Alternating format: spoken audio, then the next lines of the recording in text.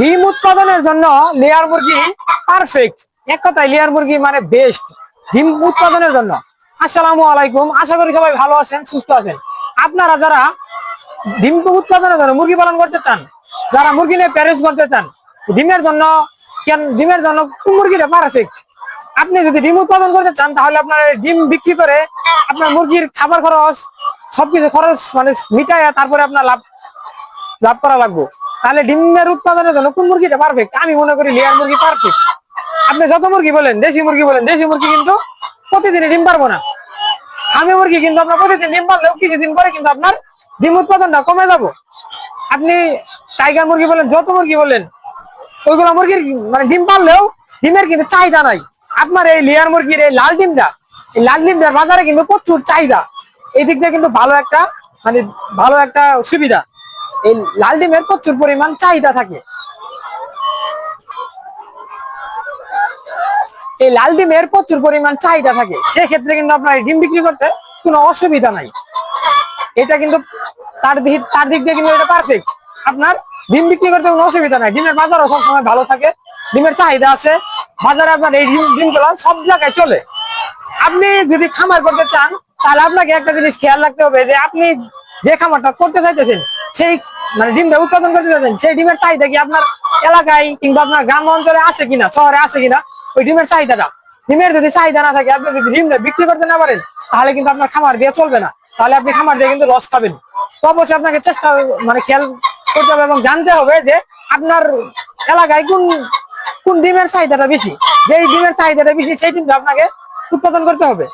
তো আপনারা যদি লেয়ার মুরগি পালন করেন, 100 লেয়ার মুরগি পালন করেন, আপনার ডিম খাইতে খাইতে ডিম পাইতে পাইতে আপনাদের অসুস্থ হয়ে যাবে। 100 মুরগি আপনার প্রতিদিনই ডিম পারবো 94টা 95টা 96টা পর্যন্ত ডিম পারবো। তো আপনাদের যদি লেয়ার মুরগি পালন করতে চান, অল্প দিয়ে পালন করেন। অন্য মুরগি পালন করার চেয়ে যদি আপনি লেয়ার মুরগি পালন করেন, তাহলে আপনার ডিম বিক্রি করে সুবিধা পাবেন। ডিমের ডিম আল্লাহর 30 দিনে ডিম পারবো। এই দেখতে পাচ্ছেন ডিম কিন্তু আপনার প্রতিদিনই ডিম পারে। ডিম কিন্তু গ্যাপ নাই। আপনার 17 থেকে 18 মাস পর্যন্ত আপনার ডিমের প্রোডাকশনটা একেবারে প্রায় 90% উপরে থাকবে। 90% উপরে থাকবে। আপনার 20 মাস হয়ে যাবো, তারপরে আপনার ডিমের পার্সেন্টটা যদি আপনি মুরগির খামারটা ঠিকভাবে পরিচালনা করতে পারেন, তারপরে আপনি 80% ডিম পাবেন।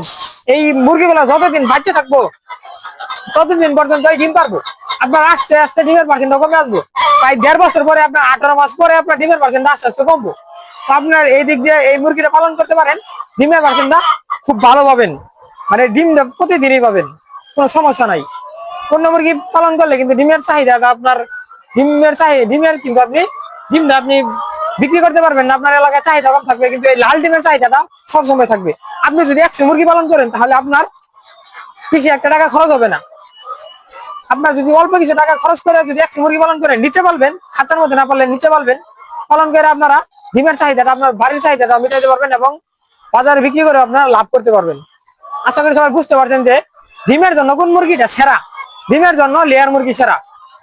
ডিমের চাহিদাটাও আছে ভালো, সব দিক দিয়ে পারফেক্ট। তো আশা করি সবাই বুঝতে পারছেন কোন মুরগিটা ডিমের জন্য সেরা। তো আপনারা বেশি বেশি করে আমার চ্যানেলটা সাবস্ক্রাইব করে দিয়ে আমাদের সাথে থাকবেন পরবর্তী ভিডিও দেখার জন্য। তো সবাই ভালো থাকবেন, সুস্থ থাকবেন। টাটা, বাই বাই, আল্লাহ হাফিজ।